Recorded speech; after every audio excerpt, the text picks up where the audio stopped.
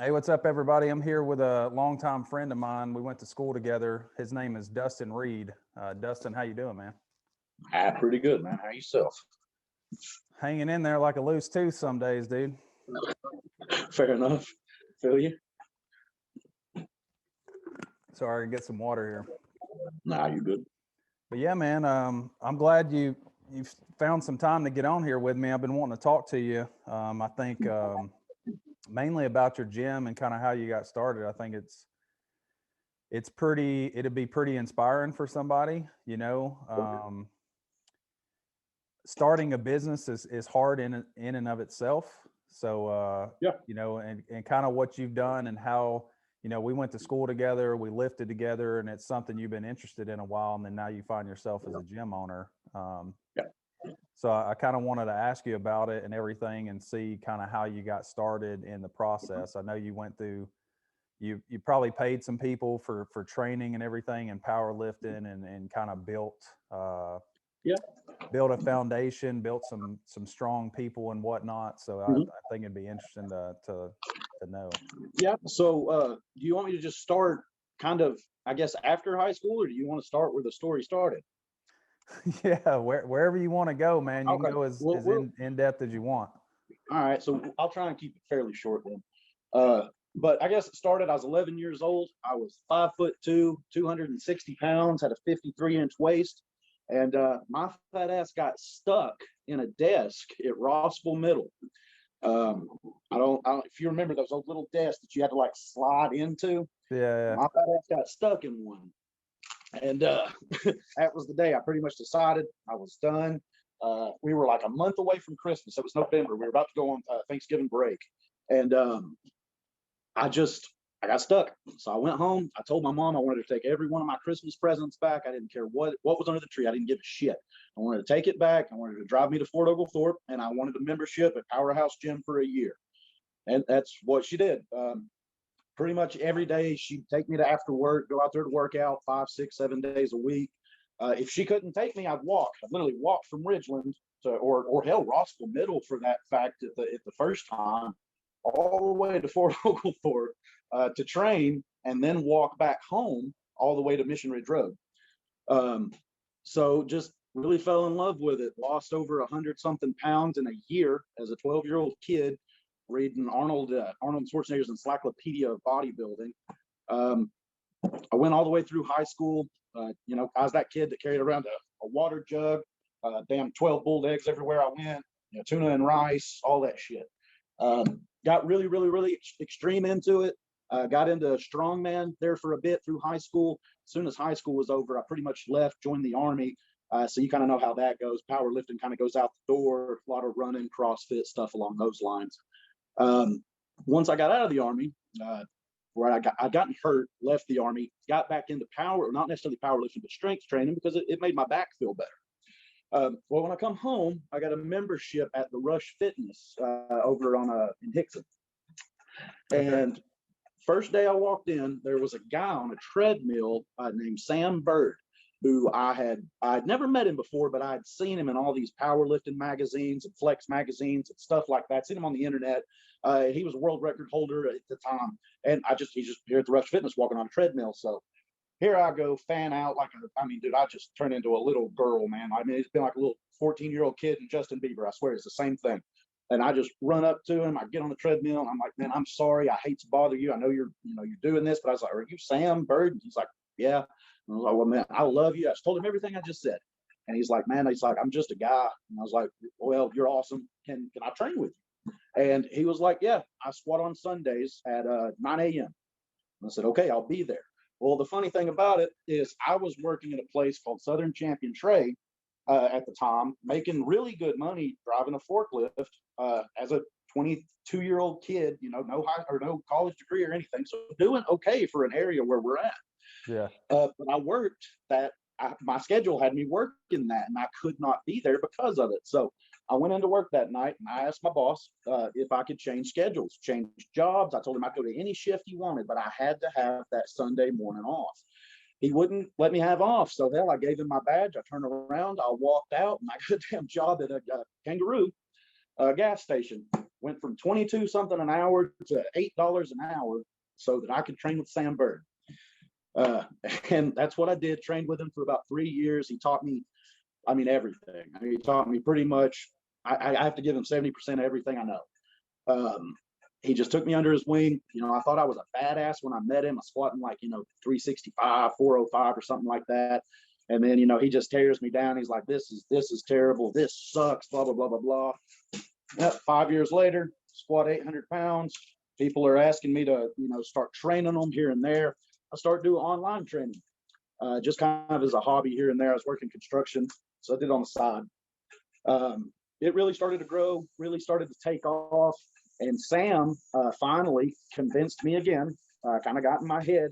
He was like, man, you hate traveling. You know, you're driving 2.5 hours away to work. You know, you don't get to see your family. It's like, why? Just do the training. He's like, people like you. You know what you're doing.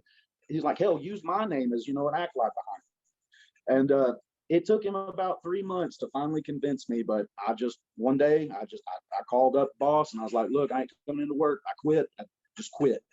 And Brittany was like, look, you know, we've got 6 months or so of bills saved up in the savings account right now. So if in 3 months you're not making money, you got to go back to construction. And I was like, okay, that's a deal. So that's what we did. And, you know, going on 3 years later, I'm still doing it. The online thing went on for about 2 years. And then what was it? 2000, when we opened, 2019, early 2019. I got a great deal on this building out here. And at the time I was driving 45 minutes, 5 days a week to Grit House in Cleveland from where I'm living. Well, I got this building over here, believe it or not, for rent cheaper than what it was costing me in gas and memberships to go to Grit House. So I got the building, emptied out every dollar I ever made pretty much, and started the gym. Yeah, dude, that's freaking awesome. I'm sure the online thing is kind of tough. You know what I mean? Just like you're especially if you don't see the individual in person a lot, and then they're telling you this and telling you that. And I'm not saying anything that people wouldn't tell you the truth, but sometimes, you know, they'd be like, oh, well, I'm not losing weight and whatever. But in the back of their head, they're like, oh, I ate ice cream and freaking drank beer and did this and did that. So here's what's funny about it is, believe it or not, the online training, some of these people I will never see in person. You know, I've got clients in Australia, Switzerland. I had one in Russia, which was cool as shit. You know, I've had guys from Israel message me and talk to me. I've got 2 in Canada. You know, these are people that I'm probably never, ever going to get the chance to actually meet though. But here's the thing with it is that online training, it's a lot cheaper. You know, a personal trainer a month, man, you can pay, you know, for a decent one at 9, you pay $500-600 a month easily for a trainer. You know, I'm talking 3-4 sessions a week, that trainer right there with you. You know, that's and even that's a fair price. I think if you ask me to be in the gym with you 4 days a week, out, you know, 6 hours a week, I'd probably charge you about $450 or so, and I think that's fair.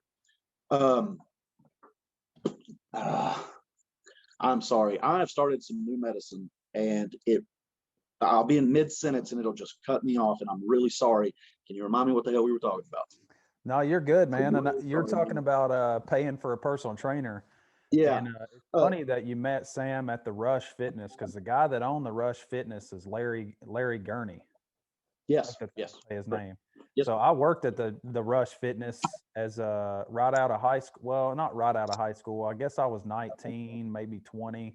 I went through there, like they had like a 3-day thing to become a personal trainer. Weekend certification. Yeah. So I went through that and was a personal trainer at the Rush Fitness for a little while. I worked at the one in Dalton, but I would always go work out at the one on Lee Highway. Yeah, right.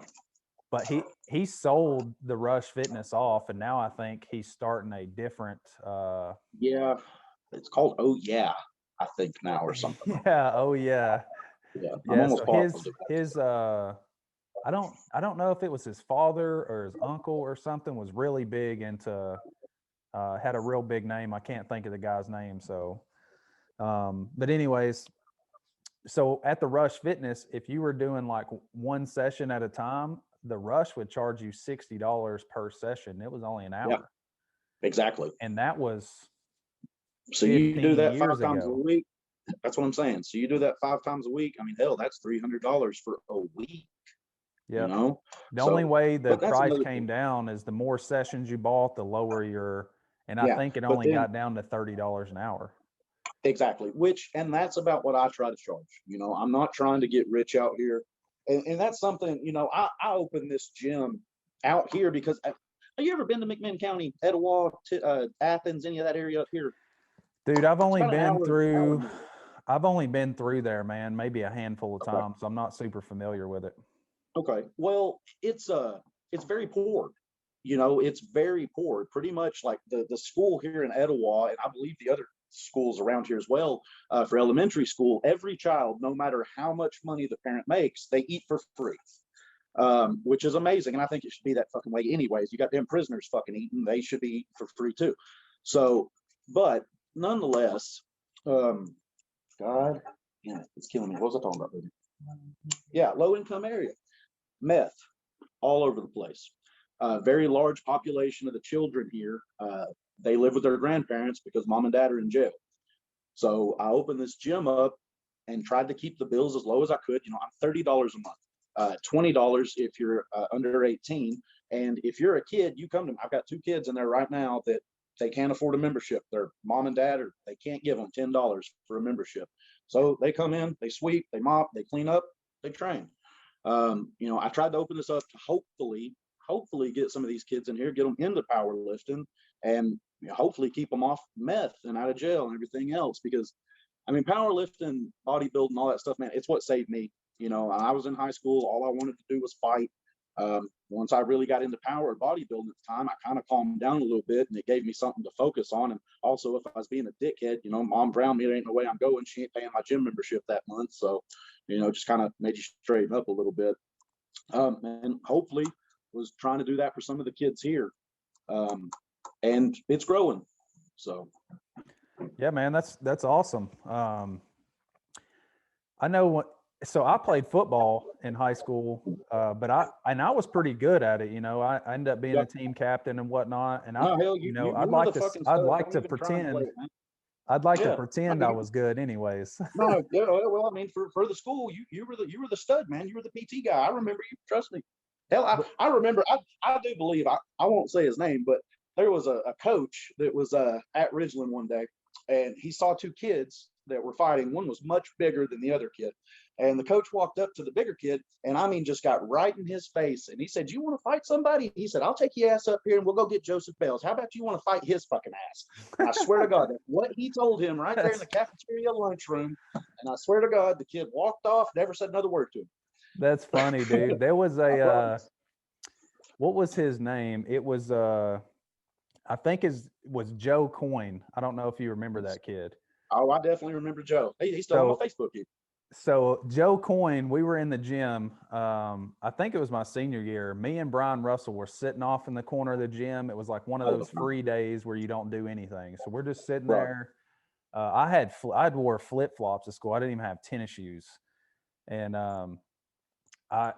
somebody comes up to us and was like, "Hey, Joe Coyne's gonna fight." His name was JJ Masley. He played football. I He's a remember him younger too. kid. He was like, Joe Coyne's gonna hit this kid or whatever. And I was like, what?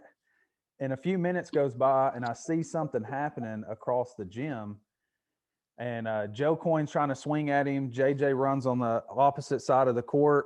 Dude chases him, and then they're running diagonal. Well, I jump up and I start running, and I was running so fast that I didn't even realize it. I ran straight into Joe Coyne, knocked him clear off his feet.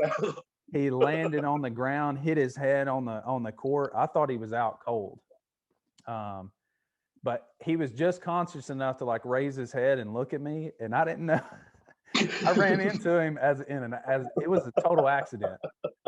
And he looked up at me, and I didn't know what else to say. I just said, "Don't fight in school," and I walked off. And afterward, like I think it was Coach Klein. Coach Klein walked up and picked him up and took him to the office. But when he came back, Him and I forget the other kid. The kid was like, dude, I was sitting right next to Coach Klein, and when you hit the kid, all he said was, "Holy shit!" But yeah, man, it was funny. That's funny that the coach said that, because I mean, I had some friends and whatnot, but I never tried to. I still don't, man. It's not that I'm scared to fight people. It's I don't like starting stuff with people for no reason. Well, my thing, man, I grew up in a really abusive household, and that story has come out this year about all that. Yeah. And man, so when I was in high school, I couldn't hit my dad, so I hit anything that fucking moved, pretty much. And I mean, even to the point that I was expelled from all Tennessee schools. I had to go to a juvenile center, and that's where I did my the last half of my sophomore year and the first part of my junior year. Or no, I'm sorry, the last half of my junior and first part of my senior year. But with that being said, it was a blessing, because if I wouldn't have went to that, I'd never graduated. So it was one of those. It was that ombudsman school, I believe, where you go, just like there for 4 hours a day, but you couldn't talk, you couldn't say a word, you all uniform. If you fought, you had to get like 90 good days. So that's the thing. You had to get 90 good days to leave, and then you get to go back to regular school. 90 good days. That means no talking, no missing, no turning in your work, doing everything you're supposed to do. Took me fucking 12 months to get out of that motherfucker. And you start with 45 good days. You start with 45. I was like, shit. Yeah, I remember. So you probably remember Randy Roden. He actually went to an alternative school when we were in middle school. So when we were in Rossville Middle, I think his 7th grade year, he spent all of that over at Osborne. They had converted Osborne into an alternative school at that time. Okay. And he was over there for the same thing. And he was, he was always kind of angry and disgruntled because he didn't feel a certain way about his upbringing and whatnot too. So he let his aggression out on other people. Sure. And, my family, I think my mom and dad tried to raise us the best I could. And again, I never fought people that didn't deserve it. I got my fair share of fights, Sure. don't get me wrong, but they all had it coming to them. Well, and that was me. Don't get me wrong. Now, I never bullied anybody, because I was bullied my whole damn life. Sure. Now, don't get me wrong. I'm a bit of a dick now, because I just tell you how it is now. But back in school, I was still real, until about my senior year, I was pretty skittish. I mean, like I said, living with my dad, how it was, I didn't really want to fight anybody. But if I saw somebody picking on somebody, or dude, I'm telling you, you can ask Miss Carpenter, from Ridgeland. She had a kid just stand up and cuss her out one day, and I was like, fuck that, and just went for it. I mean, so I just look for any reason to fight. But I mean, I wouldn't go around just picking on little kids. I mean, hell, I was constantly getting jumped at school by 3 or 4 fucking kids at one time. So I mean, I wasn't looking for easy fights. And I mean, hell, I'm missing teeth from fucking fighting in school. I mean, I ain't afraid to get hit, but I don't want to get hit. At least not anymore. Yeah, so I want to say it wasn't the first time, but it's the first time I can remember. What was her name? She rode our bus, and I forget. I think his name was Matt, but I don't remember his last name. He was Patrick Christian's cousin, and they lived down the road from me. And this girl, what was her name? Something. I think it was Kia. Her last name was Kia or something. His last name, was it Cooper? Matt Cooper? Yeah. I don't know. He was older. I want to say he was probably 3 years older. Yeah, he was a little older than me. So he'd been, well, hell, you're older than me by about 2 years, I think. How old are you? I'm 32 now. Yeah, so you're older than me 2 years. Yeah, so maybe it's the wrong one I'm thinking. I don't know. I know Patrick though a little bit, but I'm sorry. Go ahead with your story. No, you're fine. Yeah, and I don't remember the dude's name, but he was a senior. I was a freshman, and I want to say she was the same age, but she had kind of like short hair and it was curly. And I want to say her last name was Kia, and they were making fun of her because at the time they had that thing out called Chia Pets, and you just like put a little water on it and it grew and whatever. So they were making fun of her and calling her Chia this and Chia that. And dude, I was like, hey man, if you want to pick on somebody, fucking pick on me, right? Yeah.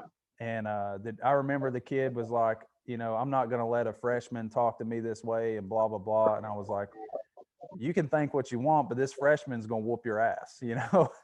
And inside, I was terrified, I'm Yeah. like, man, this dude's probably going to whoop my ass or they're going to jump me or whatever. But anyways, he was like, oh, well, meet me at, do you remember Gabriel Housley? Did you ever know that guy? I don't know that one. Okay, well, he lived kind of like in between where Matt and I lived. And he was like, well, when we get off, we were on the school bus after school going home. He was like, we get off the bus, meet at Gabriel's house. So I'm like, okay, cool. So I go to Gabriel's house and it's just me. I had an older brother. And it's actually my older brother's name's Michael Bells, which you have a friend, Michael Bells. Yeah. It's kind of funny. But anyways, it was just me and my brother went to Gabriel's house, and then Matt shows up with Patrick Christian, Patrick's older brother. What was his older brother's name? I don't know if you knew Patrick Christian had an older brother. His older brother was big at the time. He was probably 6'3", 6'4", 250, 260. Like, he was a big guy. So they all show up, pull up in this car, and they get out. And I'm telling you, dude, they had baseball bats, they had chains. One of them had a sword. And I was like, what in the fuck is going on here? And I was scared. Like I said, I was scared to begin with. And then when they all get out of the cars with all these things, I'm like, oh my God, I'm going to die. But I've always been the guy, like, something about it, even now, like, even in the service, like jumping out of planes and stuff, like, people can look at me and I look calm, Sure.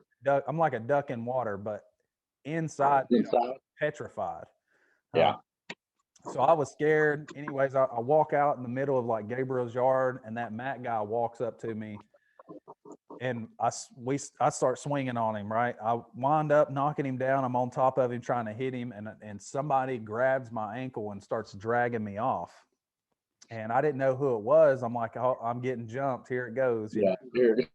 And I get up, and it was Patrick. And me and Patrick, we weren't like good friends where we hung out all the time, but we were friends, Good enough.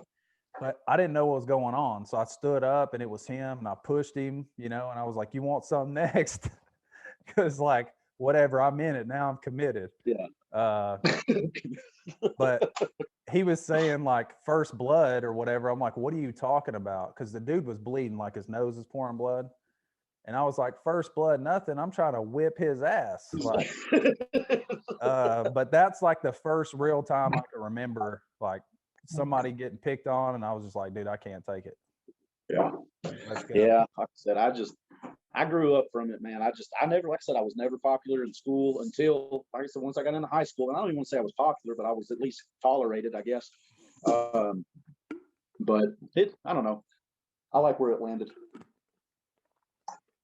Yeah, and I don't know, man. I talked to certain people, and I'm sure you have too, especially like right after high school, and people hated school. Oh yeah. And I never really understood it, because I found school as a way to like be around people and make friends. Because I was like, man, if I'm homeschooled, how am I ever gonna meet anybody? Yeah, and see, that was my. Don't get me wrong. I enjoyed my friends. I didn't necessarily like school, but loved my friends. So Yeah. I can understand maybe to an extent, but it's the same way. You got to be around people. You got to learn. Homeschooling's not for me, but I don't really think school's for me either. But I didn't hate it. Especially like I said in high school. I mean, I had a lot of fun, man. I mean, there were some ups and some downs, but I mean, all in all, I had a pretty damn good time. Yeah, me too. And mainly it was girls, but they would say the same thing that you said a minute ago, where you just say what's on your mind and people might think you're an asshole or a dickhead or whatever. A lot of people saw me that way because I don't know, maybe that was just the point of my life. I didn't really care. I just did what I did, and Sure. if you were being a whiny little bitch, I was like, you're a whiny little bitch. Sometimes you just need to be told. So and I don't even consider it bullying. It's just, and that's what people don't understand is, I come across on Facebook because, they can't see my voice. They can't hear my voice, my tone or whatnot. And, half the time I may call you a name or something, like call you a puss. But I mean, I ain't doing it to really be mean to you. It's just, come on, man, now. And if I see lifts that are fucked up, I'll tell you what's wrong. I'm not a dick about it. But the problem is that this is where my reputation comes from, is I try to help. I don't blow smoke up your ass. I don't tell you you're awesome. I don't tell you anything. I tell you what's wrong. And 9 times out of 10, people can't handle that criticism. Then they get mad at me. So then I start calling them names, and then like taking pictures and doing memes and all kinds of stuff and trolling the shit out of them until they block them. But that's where my reputation comes from, man. But it's all in good spirit. I'm trying to help you, but some people just don't want it. Yep. And I think people perceive me the same way.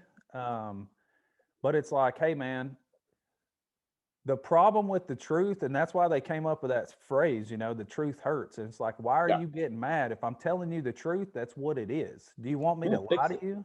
I've asked people, do you want me to lie to you? I know, that's my thing. It's like, where's the improvement there? I never got better because coach slapped me on the ass and said, good job. Never. You know what I'm saying? I got good because I dropped the ball and he made me fucking run until I puked.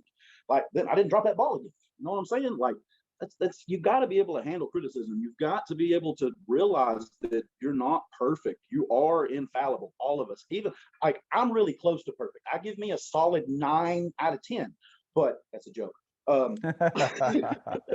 But nonetheless, we've all got issues. I've got a temper. I take that back. I had a temper. I had a horrible temper up until just this last year. And I finally, this 2020, I'm telling you, man, I told this to my family and friends the other day, actually. Whoever I was before 2020 fucking died in 2020. That year it killed me. It did. This year, I don't know what happened. I looked at my wife and I realized she was scared of me. She wasn't happy. My kid was scared of me. Every time I'd open the door, he's like, oh God, is he going to scream? And I just got tired of it. And I finally was like, I'm the problem. I'm wrong. I take criticism in the gym, but for some reason I wouldn't take it from my wife. And just every time she tried to tell me I was wrong, I'm like, no, fuck you, you're wrong. And, it just started this huge thing. Well, I guess just after all the shit that come out with my dad this year, I just looked at it and I was like, I'm not doing the same shit he is, but I was reflecting him. And I had to fix that. So I went and I started talking to a therapist. I got put on Zoloft. And man, I'll just be honest, my life has changed. And I wish I would have gotten on it 20 fucking years ago. So you've got to be able to take that criticism, and in every fucking aspect, the gym, business, your marriage, it's like all these guys come in bitching all the time about their wife at the gym. Oh, she won't do this, she won't do that, blah, blah, blah, blah. Like, what the fuck did you do for her? Like, open your phone. Let me see your Facebook messages. Why aren't you talking to your wife like you're talking to this bitch? I was like, maybe if you were talking to your wife the way you're talking to her, maybe your marriage would be a little bit better. Mm-hmm. And they're like, fuck you, man, blah, blah, blah, blah, blah. You and your wife are in an open relationship. I'm like, yes, we are open, but that's our relationship. Maybe if you would fucking communicate instead of hiding and listen, maybe you could have a fucking open relationship too. Or at least your wife would want to fuck you.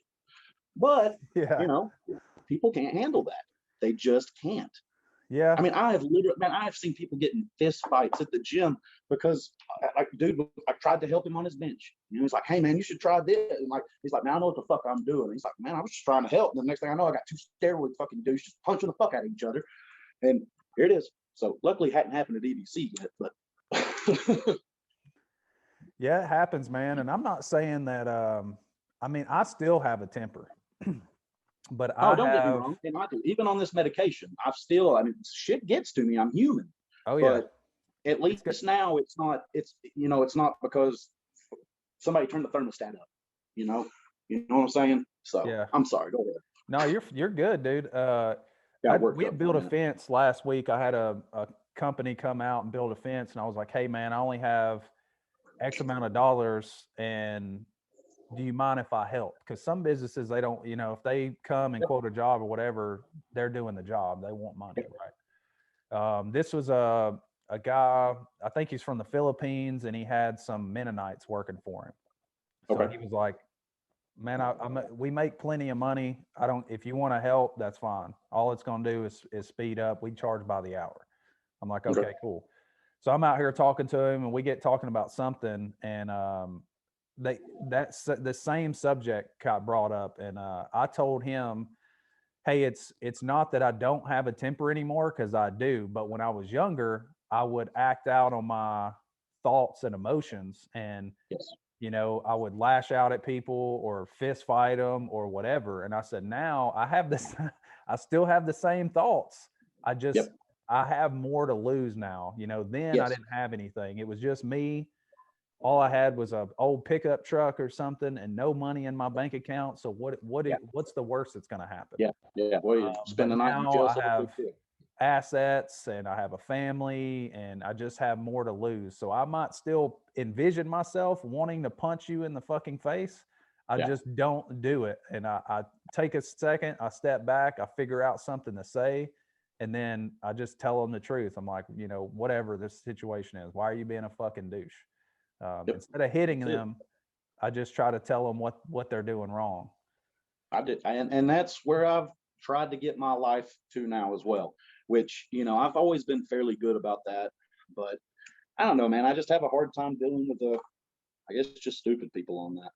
But nonetheless, tempers. I don't know, man. I just hope anybody that's watching this actually listens to this. If you got a fucking temper, work on it. It's not worth it. Yeah, it's not, and With that being said, you can have a temper and still be a blunt person and be honest. I can politely tell you you're stupid. I do it all the time. I promise. So I think there's a difference between that as well. There's a temper. There's a difference between having a temper and it's like you said. I don't, Joseph. I don't know if I would say that you really have a temper anymore. And I'm, because to me, when I have a temper tantrum, I mean, Joseph, it ain't no thinking in my head. I mean, shit's throwing. It's going. Even did you ask her? I mean, it's a bad day for everybody involved. That's a temper, and over stupid shit. That's control. That is the definition of self-discipline and control. You want to explode. You want to kill this guy, but you're like, no, I'm not even gonna fucking let him bother. I'm just gonna go on. Well, I say I have a temper because some people, like yesterday, I had a rotisserie chicken. I was cutting it up. I had it on a plate. The plate got too close to the thing. All the chicken. You're talking about food. That's fucking different. Food. All the chicken fell on the floor, and I was like, "What the fuck?" And I'm staring at the chicken on the floor, and I'm pissed. But the chicken might fall on the floor, and they're just like, chicken on the floor. Man. See, here's what I think is a temper. You see that chicken fall, you scream, "What the fuck?" You pick it up, throw it through the fucking wall, and then you throw the fucking kitchen table over too. And she's watched me do it. So that's a temper. Well, so it was probably a week or two ago. Fucking stupid mistake, man. And I did throw your version of a temper tantrum. So I have a detached garage, and I didn't have the door all the way up, and I was pulling in with my tractor. Well, the tractor's got rollover bars on it that stick up. Yeah. And I didn't even cross my mind that the garage door wasn't all the way up. I hit it. Rip that door all the shit. Fuck the door up. I back up. I'm looking at it. I'm pissed, but I'm like, how can I fix this? So I try to calm down. I try to fix it. My wife comes out. She's going to get groceries at the time. And I don't know why I didn't slow down and try to think of a better way to fix it at the time, but I tried to grab this 2x4 and like pop it back into its track, right? Couldn't get it in this track. I look at it and I'm just boiling over. So I get pissed. I yell whatever, slanderous fucking cuss words, throw the 2x4 on the ground, kick a bunch of fucking rocks and storm off, right? Yeah. That's a little closer. My wife talking to me afterwards is like, I didn't know what you were going to do with that board and whatever. And I was like, man, I told her, after I'd calmed down and whatnot, I'm like, I can't even throw a temper tantrum without getting hurt. Cause when I threw the 2x4 down, I jammed my fucking thumb on the 2x4. And I was like, Dude, what the hell, dude? I'm telling you, some of the worst injuries I've ever had are self-fucking inflicted from temper tantrums. Yeah. I mean, absolutely. Some of the and usually alcohol was involved, but will you answer that?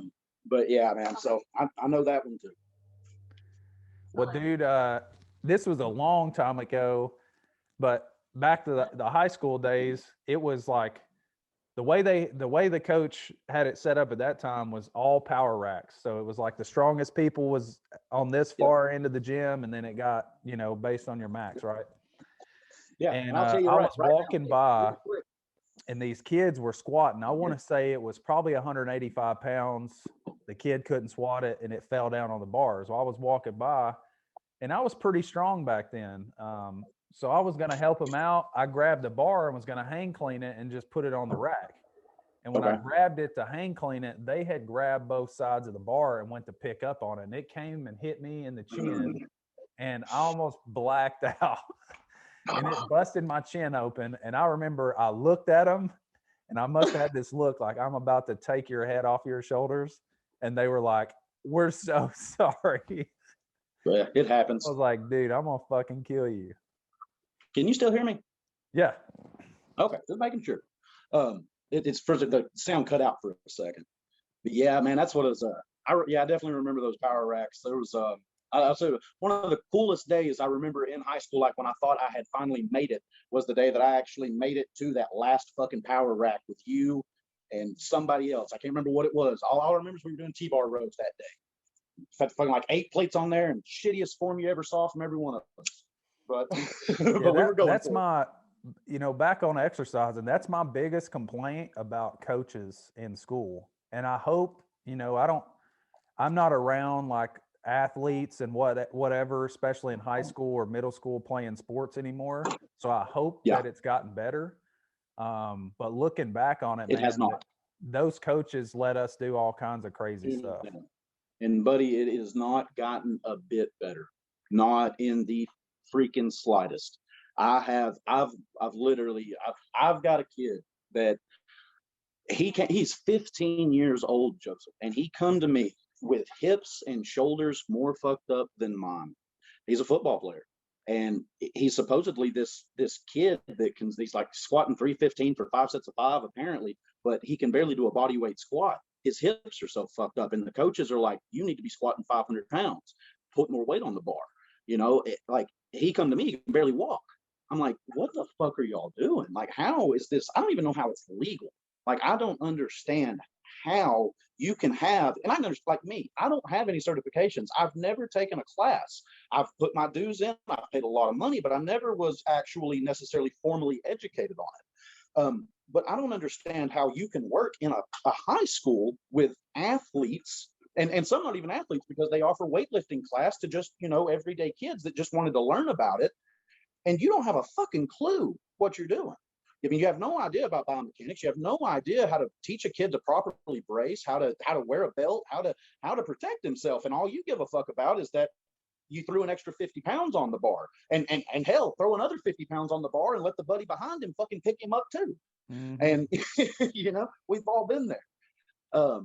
And it's still 100% every bit as strong as it ever was, if not worse, because now you've got Facebook and Instagram, and all these kids see Larry Wheels and all these damn guys, man, and they're like, damn, that's what I want to do. So they go into the gym and they just go fucking crazy, and they have no idea what they're doing. Cat back deadlifts, just bombing shit on their chest, and eventually it'll catch up to them. But so once again, I really don't know how you can work in a high school with kids like that and not have a certification to teach what you're supposed to be teaching. Yeah, because just like your kid in the gym, I mean, you can mess a kid up, and then once you're, especially at that age when you're developing, once you develop in a wrong manner, like you're going to continue that pattern forever. Years. Like the It's terrible. rounded, like always doing push stuff and the rounding of the shoulders and everything, rounding of the back, and now you can't get external rotation in your shoulders. Like You see, that, it's insane how if you bad it is. get that pattern as a teenage kid, like good Oh luck. yeah. You know, you're going to But take that's the years to get problem rid though, of that. man, is have you been to a high school or middle school lately? Dude, I haven't been to high school since I left high school. Okay. So you want to shock yourself. And I'm talking about see some shit that'll make you sad, man. And I don't really know how to tell you to do it without being a fucking pervert, unless you just got a kid or something. But just go watch the kids get out of school. Man, there are 9-year-old kids that are so fat. Maybe if you have a niece or nephew. Their kids are so fat that the head roll, like their head stores fat Oh, yeah. at 9. And I'm like, what the fuck? I don't know. What were we talking about? I just got so pissed off, I forgot what the topic was. No, and it's the same thing with like, I've seen a bunch of people that sit at desks and they get that little Yes. hump on the back. Yep. And it's not a structural thing. Their spine, their vertebrae is not rounding yet. They just develop this tissue. It's like their body overdevelops the muscle almost like a tissue or the calcification. tendons or whatever right there to try to keep their head from fucking falling off their body. Yep. And I'll tell you right now, man, that's what I was trying to get with the story with kids, 9 years old and shit now, man. All these kids do is play video games now. And I get it. I played video games too, but it wasn't all I did. You know, you see kids now, man, that's all they do. And if their mom takes their damn cell phone away from them, I mean, it's like the end of the world, you know? And it's insane how many 9 and 10-year-old kids that you see walking around with that fucking hump. I've got a kid right now in the gym. I'm training him for free. His mama, she's a single mom. She works at the gas station. Basically, my exact damn story over. But he's 15 years old, 300 fucking pounds, and he's not much taller than. Actually, he's shorter than me. And he's got the hump. He can't hold his shoulders. He can't even pull his shoulders back well, I take that back. We've been going about a month now, and he's actually starting to get some range of motion back. But he's a 15-year-old kid who couldn't squat. He literally could not sit down into a chair without the assistance of his hands. And I don't understand how you get there. Which I mean, I get it. I was kind of there, you know, when I was 12. But me as a parent, I don't know how you can let that happen to your kid, you know, because at the end of the day, I get it. They go to school, they can get Cokes and candies from their friends, but you can only get so much Coke and candy from friends in school. When they're at the fucking house, to get that fat patch, promise you, I don't know what the fuck that kid's eating, but it's way more than it needs to be eaten. Yeah. So, and I don't know.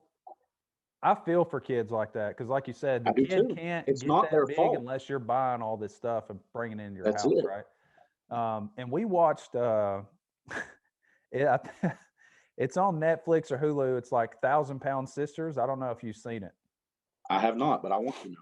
But they're 1,000-Pound sisters. So there's 2 of them. They live together, equally together. They weigh 1,000 pounds, right? And then you have there's this one's like my 600-pound life. Then you see dudes that are so big that they can't even move. They just lay down all the time, and people bring them food. And I'm like, you are the reason this dude is this big. He can't even get out to get food. Exactly. You're bringing him 5 cheeseburgers. Yeah. Take him a salad. He don't fucking like it. That's okay. As much fat as he's got on his body, as long as you give him water, he's gonna live for the next 6 fucking months. He'll be fine. He'll get hungry eventually, and he'll eat that salad. I know. And my wife got mad at me the other day. My wife's pregnant. She's probably 11 weeks, 12 weeks. And she was like, "Babe, I feel lightheaded. I think I'm gonna pass out. I need some food or some crackers or something." And I said, "Look, babe, she's probably feeling bad because the pregnancy and whatever." But I joked with her. I was like, "Babe, look, I went to SEER school, which is survival, evasion, resistance, and escape school, and I didn't eat for 5 days. So I can tell you, you're not gonna pass out from lack of food." And that's actually not she's hypoglycemic, which happens a lot in pregnancy. Yeah, I think she's got morning sickness and all that stuff. But got all her crackers. Just Yeah, looking out. I just had to You gotta say fuck something with to her. But that's another thing that brings me to a different subject. Like, since people get that big, you get this feeling in your stomach, right? Your stomach starts to hurt. That's your body saying it needs some kind of nutrients. Mhm. Human beings cannot fight that pain. Like, for some reason, that discomfort in your stomach, people can't go a You can't get away prolonged from time with putting up with it. They're like, man, I gotta eat. They put something in it. Yeah. I don't know why that pain is so irresistible to just let it. It will dissipate over time. It will go away. And Yes. people can't skip a meal for some reason. As soon as they get pain, food. I don't You know, understand how we've developed as a human race, culture, whatever, to just eat as much as we eat the way we eat. It's insane to me. I think it's exactly, you just said the word culture. You know, that's, you know, I mean, fuck, man, you're from Tennessee or Georgia, even. You know how it is. You had a bad day. Well, let grandmama make you a pie. You know, oh, you want chicken and dumplings this week, honey? I know you love chicken and dumplings. Like, that's how our mamas told us they loved us. You Yeah. know, like, I mean, they fed us. And, you know, which I don't know, man. I get it. I know where they're coming from, but you gotta you can't do it to your kid. You know what I'm saying? You have to have some control somewhere there. But as for the feeling, I think it's addiction. I truly think it is addiction that you're fighting, and at least to a certain point. Now, I understand hunger pains. I'm talking if you're a perfectly healthy guy who's just average, eats normal, you know, you get hungry and you'll eat. But I'm talking about these 600 pounders that are like, oh my God, every hour they're just a little hungry and they're slamming down whole meals. You know, I think at that point it is an honest to God addiction to whether it's the food or maybe the endorphins that they're getting from the food, because when you're eating like that, you're not eating because you love food necessarily. You're eating it because you love what it's making you feel. Yeah. You hate your body. You hate something, and that food is bringing you comfort, and Yep. that's why they eat it. And I think they get addicted just like anybody else would to, I mean, hell, morphine or anything else that's going to give you that sense of whatever. Obviously, not quite near as deadly, at least in the short term. But it's just like you said, if you stay with it long enough, that feeling will go away. Well, I mean, it's essentially the same with most drugs. Now, don't get me wrong, I understand if you were a heroin addict for 20 years and you finally quit, you're going to think about it, and there's going to be, you know, times that's hard. But it's just like you said, over time you get control over that addiction, and you stop thinking about it as much. Yeah, and you probably saw it coaching people online and whatnot. Another pitfall that I think people run into is if they get to a certain state, especially if they're that big, right? If they're 400 pounds, and it even affects, you know, people. I'm not big. I'm only 205 pounds or something, but it affects everybody. They're like, hey, I want to start a diet, and they're used to eating cheeseburgers and this and that and whatever, pizza, and they just try to jump on this diet, and Yep. it's not satisfying them the way that they Yep. wanted it to. It Right. doesn't taste as good and whatnot, and they can only sustain the diet for a week, maybe two, and then they just Sure. Yep. revert back to where they were. And people don't transition, and it's the thing with, you know, we're talking about temper. It doesn't happen overnight. You have to Yes. like slowly Work. work into it to where it Yep. might take you 4 or 5 months before you're Easily. on what you tried to jump on Yep. in a day. I mean, so to literally talk about this, and that's I do not believe in cold turkey in anything. Pretty much, I really don't. I can do it myself personally. I don't know why I'm able to do it mentally. It doesn't bother me a bit. You know, I can do just about any. You know, not to get too crazy. I don't do drugs anymore, but I could literally do just about anything I wanted, and I could do coke all weekend long. Sit it down on Monday, not touch it for 6 fucking months. Didn't care, and just happened to be at a party, and there it is. I'm like, yeah, sure, whatever, cool, and then Yeah. not fucking look at it again for 4 years. Some people are not like that though. However, um, but I'm sorry, what was I saying right before that, Joseph? No, you're good, man. I'm the same way. We're talking about people doing things cold turkey when it comes to Yes, I'm diets sorry. or Okay, just anything. so the kid that I was just talking about, the 15-year-old kid that's pushing, well, he's 300 pounds. When he came to me, he was really scared to try this diet because I was making it like, look, if you're not going to do it, I'm not going to help you. And essentially that is what I told him. But he was like, I guess he was thinking that I was going to, take him from eating McDonald's and all this and just put him on chicken and rice and broccoli 3 times a day, and that's it. No seasonings or anything. Your typical diet. When you say the word diet, that's what people think, and it's scary. But here's the thing, okay? The way that kid eats right now, that's a diet. Okay, that is a diet. He's already on a diet. It's a shitty one, but it's a diet. Okay. Well, rather than taking him from this one to this one over here, why don't we take his shitty diet and try to make it just a little less shitty? Okay. His problem is he admitted to drinking about 6 to 8 cans of Dr. Pepper a day. Okay, on top of a lot of other food, but that was he loves Dr. Pepper. And I was like, all right, man, here's what we're going to do. The first 2 weeks, you can drink your Dr. Pepper, but for every one that you drink, and he did it, he did a bottle, he'd take half and half diet, half regular. The next week, it was a little bit more diet, a little bit more, or a little less regular. Then a month into it, it's diet only or water. And I get it. Our Diet Coke's healthy for you? Maybe not, but it sure as fuck isn't healthy to be 300 pounds at 15 years old and 5'2" or 5'4", I'm sorry. So, pick your evil there a little bit. So let's go with the Diet Cokes. Let's start there. Okay, so that's what we did with him. He's now 6 weeks into it, and he said, I think I'm ready to try a diet. I'm like, all right, stop saying the word diet because you're not going to diet. What we're going to do is we did Cokes, right? That was the first thing we knocked out. So now, what's your favorite meal of the day? And he's like, well, usually dinner. Mama always makes something. This. I was like, all right, cool. You're going to keep lunch and you're going to keep dinner. You're going to eat whatever the hell you want. Hold on, Joseph. No, Sorry. you're good. But I said, you can eat whatever you want, lunch and dinner, every single day. Eat what you normally eat. But for breakfast, I want you to eat some eggs, oatmeal, and a couple of berries. And not plain fucking oatmeal. Go get some, just low sugar, maple, apple, cinnamon, where I already made but just try to have breakfast every morning. We're going to make breakfast for the next 6 weeks a healthy meal. And then in another 6 weeks, when he's like, hey man, I ain't missed nothing. I've done it every single day, just like you said. I'm like, great. All right, well, now we're going to take lunch. And now instead of having pizza, we're going to have some chicken and rice with some teriyaki and some vegetables thrown in there or whatever. Yep. Dinner, he still gets dinner every night. He can have whatever the fuck he wants. All right. But still, from going from that horrible diet to this much revised diet in, say 12 weeks, he's lost 20 fucking pounds. Not even really trying. Not doing no cardio. Kid ain't stepped on a treadmill one time, and he comes to the gym 2 to 3 times a week for 45 minutes a session. That's it. He's lost 20 pounds in 12 weeks, barely trying.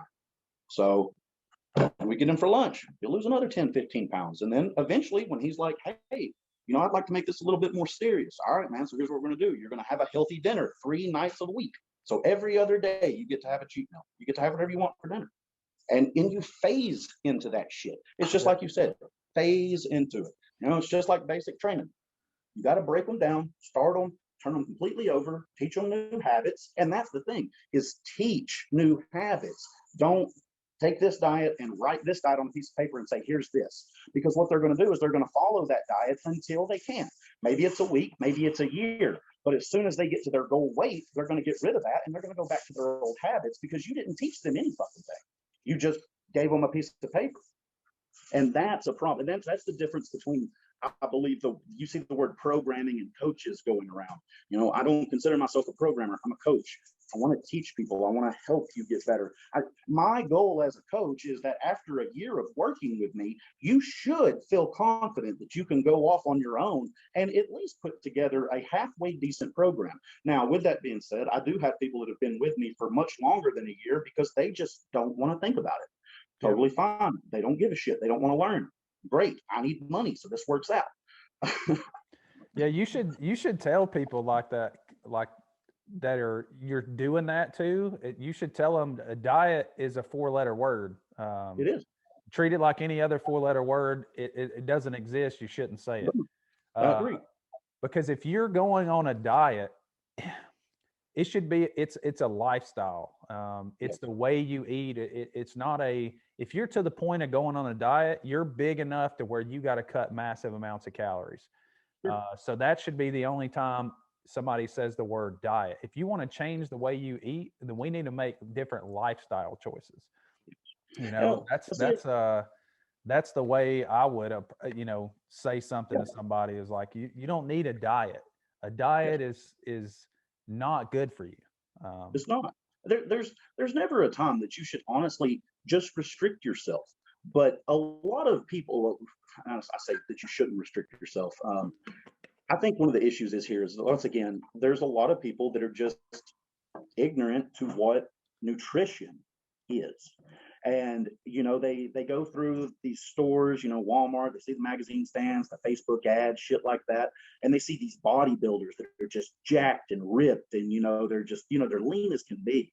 And, something that they don't think about, is that these guys, they're on a diet. They're on a very extreme, very specific type of diet because they are trying to do something very specific. And the goal is not be healthy. It's to be as lean as humanly possible. Honestly, it's really literally attempting to starve yourself. So that's not healthy necessarily. But if you eat good nutrition and just you can eat a normal diet and a normal food, normal everyday food. Like, man, I've got fucking abs and I eat pizza last night. I mean, you can do it. The night before that, I think we sat in the bed and ate a whole damn bag of Doritos and French onion dip. Now, don't get me wrong. I'm 230 pounds at 5'6". I'm a big guy. I've got a fast metabolism, but I'm not eating chicken and rice 6 times a day. I'm not doing it. That's not me. But if I eat the same amount of calories that I was going to eat with that chicken and rice, for the most part, I look okay. Now, the day that I decide I want to get on a bodybuilding stage and I want to have veins running through and just be ripped, sliced, and diced, well, then that's the day that I decide, okay, well, now it's tuna fish, rice, and egg whites for the next 6 months. But that's my decision. And I know that's not healthy. There's nothing healthy about that. So yeah, in the calorie aspect, and I could be wrong because, I'm human and that's not my forte. But like you said, instead of eating, X amount of chicken that's going to be 300 calories or 400 calories, you eat a bag of Doritos, it's still 400 calories. Your body is still taking in the same amount of calories. It's just the performance you're going to get from those Doritos versus that chicken. Correct. So what's going to take a hit there is body composition and performance, exactly like you said. Body weight will essentially wind up being the same. So what I'm saying is if you took guy A and guy B and they're the same dude, they're same identical, they're twins, DNA is identical, they're going to react the exact same way. And you put this guy on a 2,000 calorie diet of chicken, steak, rice, sweet potatoes, egg whites, or, eggs, good food. And then you take the same guy and you put him on the exact amount of calories, 2,000 calories, but you let him eat whatever the fuck he wants. But he cannot go over 2,000 calories a day. I promise you, at the end of the 12 weeks, they're both going to be very similar in body weight, but the other one is going to look and feel much better. He is going to retain much more muscle as he loses that body fat. Because once again, in order to lose weight, all you have to do is be in a calorie deficit. But in order to lose fat, because that should be the goal, lose fat, not weight. Because weight, I mean, hell, that weight is water, weight is muscle, weight is everything. We don't want to get rid of the muscle that we busted our ass for, right? And you'll see people do it all the time. They'll just go on this serious crash diet or something, and they'll wind up losing a ton of weight, but they just look skinny fat at the end. If you know what I'm talking about? Yeah, and I always told people, I would tell, like, if they didn't know who it was, I'd be like, look up Mariusz Pudzianowski on your phone. Yeah. I'm like, dude's 300 pounds and like you said, he's ripped, he got abs. I was like, don't worry about your weight. The weight a weight's just a number, dude. Don't worry about what your weight. How do you feel? How do you look? That's the only people who really care about their weight anymore, man. Unless you're in a weight class sport, the only fucking person that really cares is probably your wife. So, just it doesn't matter. What do you look in the mirror? I'm 230 right now. And I can show you a picture from when I was 230 4 years ago, before I started working with a Mitsupir on my nutrition. And buddy, I mean, I had bitch titties, I had love handles, I had a fucking 40-inch waist almost. I mean, I was big, I still had muscle, I was strong, but I was not me now. Same body weight though. Yep. Man, we could talk about it forever, and I don't. I mean, well, good for you. I can literally talk about it forever on this one. So, and I really don't care. I enjoy talking about this. So, I'm hearing, I'm good till honestly about 3 o'clock. So, Yeah. Let's do this. So your gym, right? You said you found a building. The rent Yep. was pretty good. Is it a it was lease? great. I got Is it a lucky. lease? Yeah. Do you have a year, 2 year, 3 Yep. year? I've got it right now. It's just on a 12-month. It was the first year going in because I wasn't really sure how it was, because it's a real small town, you know, and I didn't know if there was even enough people that would be interested to even keep it open. But after that 12 months, that first one was up, I realized there's definitely people here that not necessarily enough to get rich, but enough to at least keep that gym running for sure. And then I can pay my other bills through my online training. So with that, after that one, we re-upped for about 2 years on it. And the goal is to hopefully buy the building from the gentleman himself, because I would like to have it. However, I believe he's 80 something years old. He is beyond set in his ways. He built that building in 1960. And he said, the day I die, you talk to my son, but I ain't selling it. I said, yes, sir. So we're just kind of, I guess, waiting to see how that works out. Yeah. And hopefully he'll let us buy the building. If not, I may stay there depending on how his son is, because I mean, I'll just be honest, I'm paying $400 a month for the building. It's, you know, I can't, it's cheap. Utilities get a little high. And that's one thing that I'll be honest, you know, that it's going to be very different about me than a lot of other gyms opening, is that I'm in a small town. You know, this is a very small town. It's much smaller than, I mean, man, we're not even as big as Chickamauga. I mean, literally from city limit to city limit, if you don't hit a red light, you're done in 2 minutes. So it's just super tiny, but for whatever reason, it actually took off. But yeah, I'd like to have the building. There are some repairs to the building that need to be done. But really the biggest thing that helped us is the utilities are up. Like I said, we spend about $600-800 on utilities. The rent is always $400. Obviously there's repairs and stuff like that. But luckily for me, through the agreement, the landlord, he has to make the repairs as long as we're still there. So that saves us a ton, you know, whereas other gym owners probably are not going to have that option. But in order for me to get that option, I had to sacrifice some things for me too. You know, I could have put my gym right here in Etowah City, smack in the middle of it, but my rent would have been $1,200 a month. My utilities would have been just the same. You know, so I had to go outside the city limits, out into the county a little bit, and basically find an old farm building that guy wasn't using, or that he rented out as a thrift store at one point, and just rented that. And it worked out. And it's luckily, you know, it's only 5 minutes out of the city limit, so it's not far out of Etowah. But I was able to sacrifice having maybe a nicer facility, much closer to, you know, everything else, and easier for people to get to with better parking maybe. But here I can pay my bills much better. I can afford to fix equipment. I can afford to buy new equipment. So financially and as a quality to my people, my members, I feel staying here is the right decision right now. I feel if I would have went to the city, I could have made it work. But if something would have broke, I mean, hell, man, it might sit there for 2 or 3 months before I had the money to fix it. Yeah, and I don't think being out in the county is a bad thing. And I'm sure you've went and worked out there before. Off of Alabama Highway, there's a powerhouse. Yeah, the dude that owns the Rock owns that gym. I think he started that powerhouse first. All the dude has is like some kind of like key card access thing to the doors, and he has cameras up. He doesn't even pay an employee to be there all the time, other than cleaning and picking up and whatnot. That's how I run EBC actually. That's a smart way to do it. Now, no, with that being said, I mean, EBC is only 5 minutes away. So if I ever need to be there, it's nothing to get there. But yeah, I mean, man, my thing is, if there's nobody there, I mean, what's the point in me just sitting there all damn day anyways when I can be out here? Because I work with another company, a roofing business. I can be out promoting that, or I can be out promoting the gym or online talking to clients. There's no point in me just sitting at the gym, just waiting for people to come in. Yeah. And, another thing with our gym is we're not a fitness club.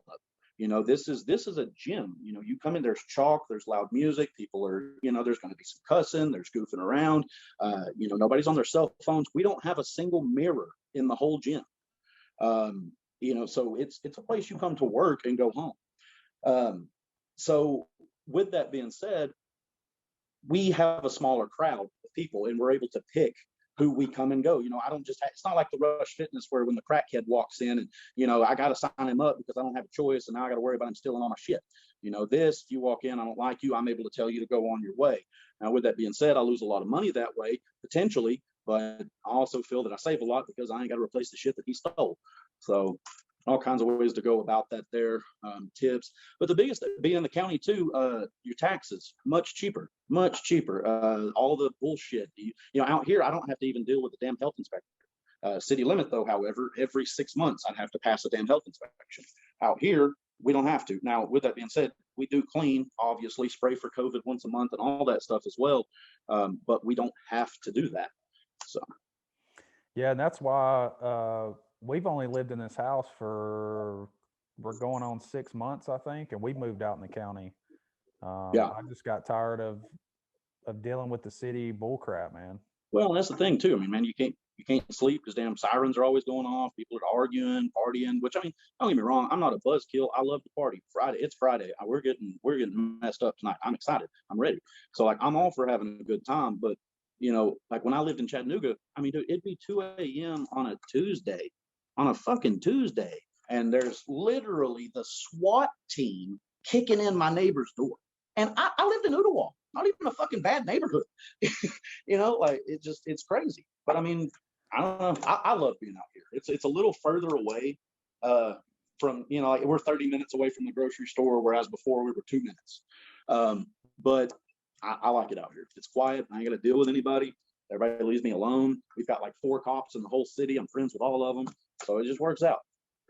Yeah. And I've never, and I understand, I've been there partying and whatever, but I did it on the weekends and that's whatever else. And only one time, I've never been for calling the police, but one time I called the cops on somebody because we were staying in Arizona in this apartment complex, and the people next door, it was like every Wednesday night they would have a party. So I don't know if they work some swing shift type thing where they worked on the weekends and whatnot, and that was their day to hang out. But at that time, I had to be in formation at 4:30 in the morning. And they would be partying and I couldn't sleep. And I'm like, look, man, I have to be there at 4:30. So I got to wake up earlier, drive there, all this stuff. So I went and talked to them on 2 separate occasions. And then they were partying again one night. I said, 3 strikes, you're out, motherfucker. So I called the cops, and they were definitely underage because when the cops showed up to the front door, I could see them jumping. We lived on the 2nd floor, and they were jumping off of the balcony and like climbing down and running across the I might have jumped off a few of those. So once I called the cops on them, they stopped doing it. That's funny. I love it. Well, I mean, hated to call the cops on them, man, but I couldn't lose sleep like that. I think the only time I've ever called the cops actually was, and I didn't even call them. I told my wife to call them, but it was about a month ago actually. And it's a little 13-year-old girl across the street was just coming out here and just beating the hell up on all the boys for whatever reason. I just started getting damn hands off everybody, and she started cussing me out. I get pissed off, and so here I am cussing a 13-year-old kid out. I'm like, man, fuck this, call the cops. So, and sure enough, they come out there and they're like, well, would you like to take her to jail for assault? And I was like, no, I want you to tell her to shut her fucking mouth and go home.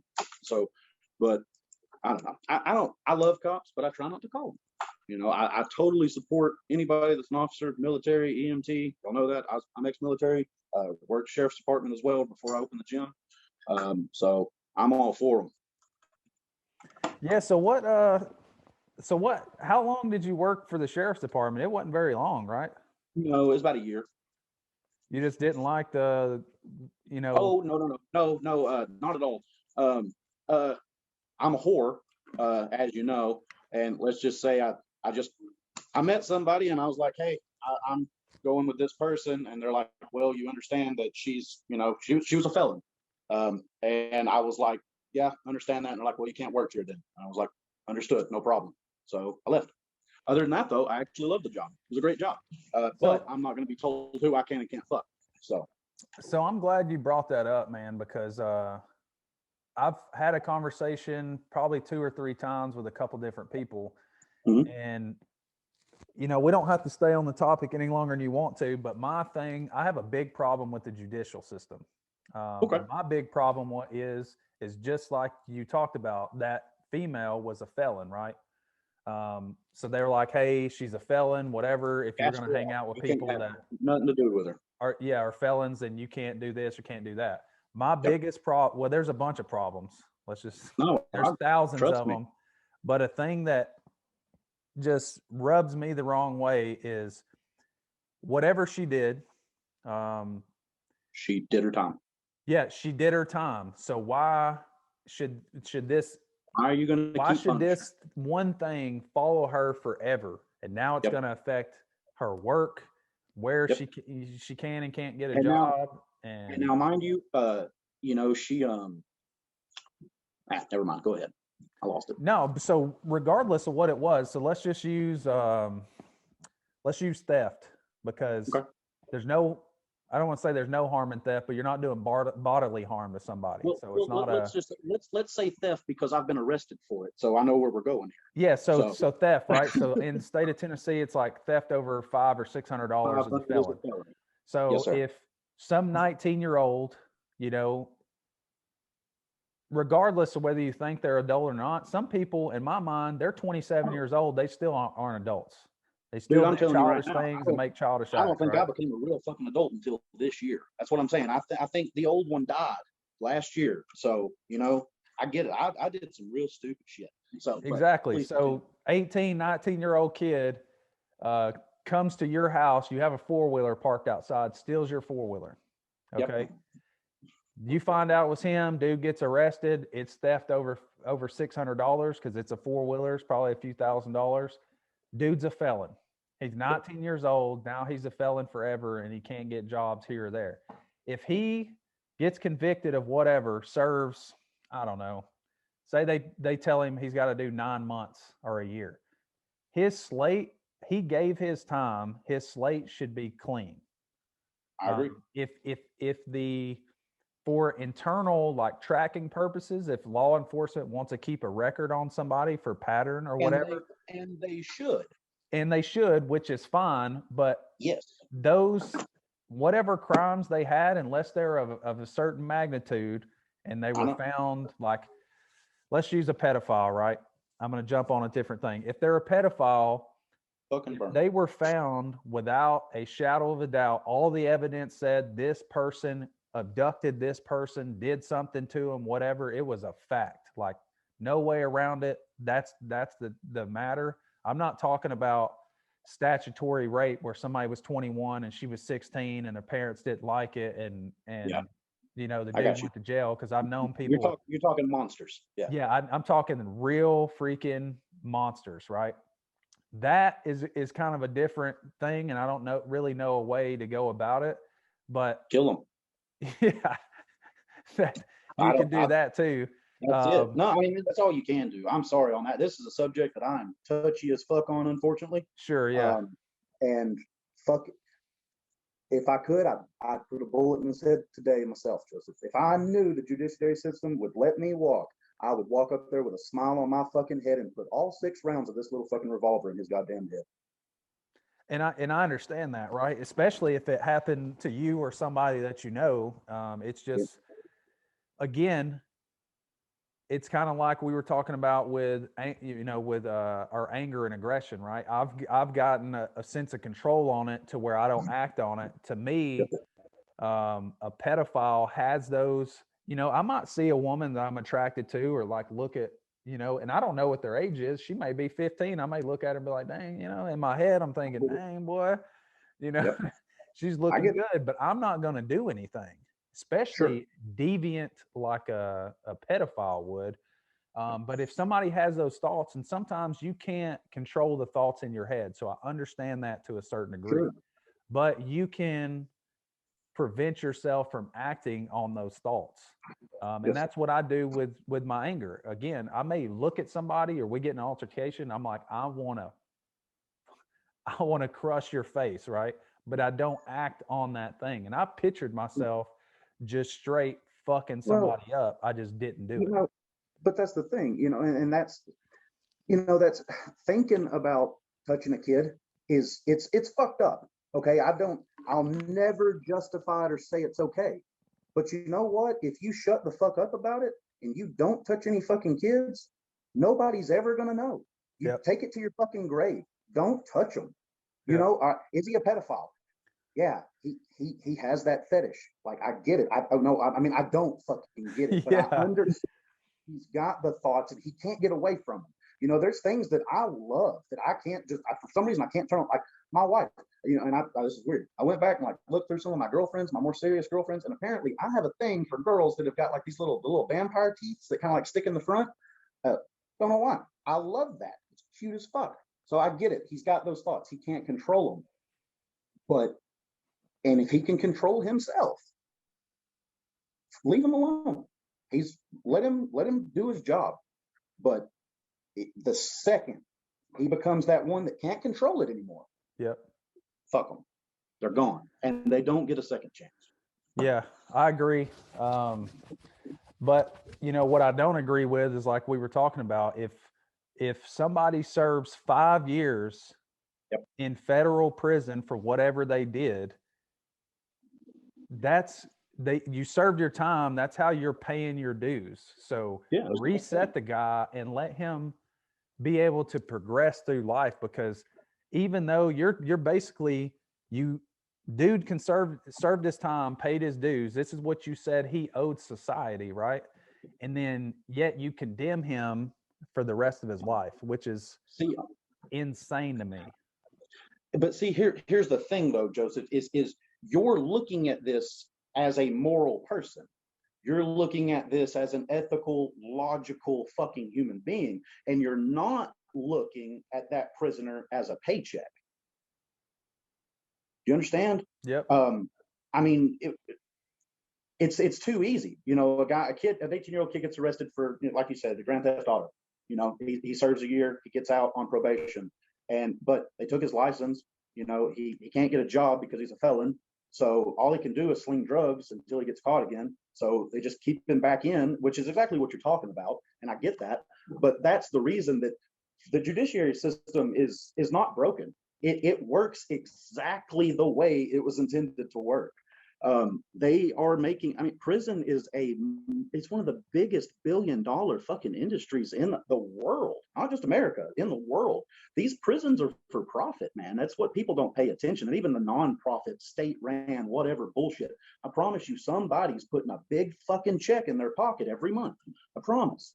If I'm not mistaken, here at McMinn County, I could be wrong about this, so don't quote me on it, but I believe for every prisoner that they hold in McMinn County, they make $65 a day. You got 400 inmates at any given time. So do the math on that. What is that, $24,000 a day that they're making to feed these motherfuckers 3 times? And I don't know.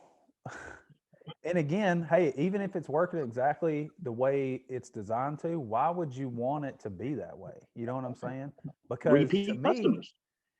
If it was the reverse and we did exactly, the way I just described to you, dude does 5 years, goes on with his life, then that tells you, that tells people that you can still, there's a second chance for you. That provides a second chance and opportunity to where you're not just because they don't for the rest of your they life.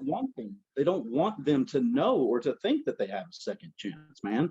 They don't want you to have a second chance. They want you to walk out, shoot a motherfucker, turn around and walk back in. That's what they want, and that is why they structure it to make it that way. Now, don't get me wrong. there are idiots. There are shitheads out here. I get it. There are guys that walk right out of jail, don't give a shit, go knock over a store, come right back. They're shitbags. I get it. There are those people. But there are your other ones that, just like you said, they did what they did. Give them a chance. You know, if it was me, if I had the money to open a for-profit prison that I could run to my standards, I would try to open that prison to where, say, the last 6 months that you're there, if you say you're there for 5 years, let's try and start working on something, some state programs, so that when you get out, your license is reinstated, so you can go get a fucking job. Yep. You know, like my grandfather, he passed away last year. You know, God rest his soul, but he probably spent half his life in prison, or well, jail even, I should say, because every other year he'd go back to jail for driving on fucking suspended license. Yep. Because, you know, and don't get me wrong, he probably could have made the money and got the license fixed, but he was going to work, he was paying bills, he was doing what he thought, and he was also on drugs. I'll give him that. So he could have probably got the shit fixed, but nonetheless, every other year, boom, boom, boom, boom, boom, boom, boom, and they get him, and they take him for $11.29 every damn time for suspended license. But they give him, you know, man, he'd come out of jail with a $6,000 reinstatement fee.